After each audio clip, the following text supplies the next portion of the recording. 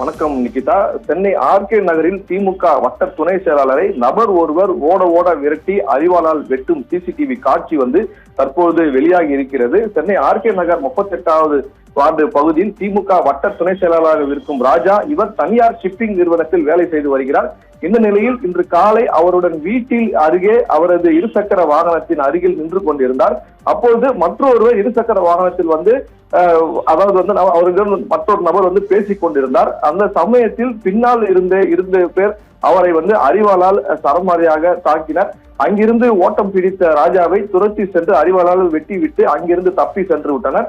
ரத்த வெள்ளத்தில் இருந்த ராஜாவை அருகில் இருந்தவர்கள் உடனடியாக அவரை மீட்டு அரசு ஸ்டான்லி மருத்துவமனைக்கு அனுப்பி வைத்தனர். தீவிர சிகிச்சை பிரிவில் உயிருக்கு போராடி வரும் நிலையில் அவருக்கு சிகிச்சை அளிக்கப்பட்டு வருகிறது. இந்த சம்பவம் தொடர்பாக ஆர்கே நகர் போலீசார் சம்பவ இடத்திற்கு அங்குள்ள சிசிடிவி காட்சியை ஆய்வு செய்து வழக்கு பதிவு செய்து விசாரணை மேற்கொண்டு வருகின்றனர்.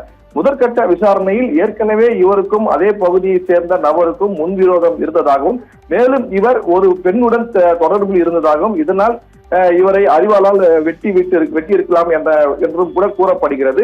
போலீசார் முழுமையான விசாரித்த பிறகு இந்த சம்பவத்திற்கான காரணம் தெரிய வரும். இருசக்கர வாகனத்தில் வீட்டின் அருகே நின்று கொண்டிருந்த திமுக வட்ட துணை செயலாளர் அரிவாளால் வெட்டப்பட்டு துரத்தி வெட்டப்பட்ட சம்பவம் சிசிடிவி காட்சிகள் வெளியாகி பெரும் அதிர்ச்சியை ஏற்படுத்தியிருக்கிறது. திமுகவினர் மத்தியிலும் இந்த சம்பவம் பெரும் அதிர்ச்சியை ஏற்படுத்தியிருக்கிறது.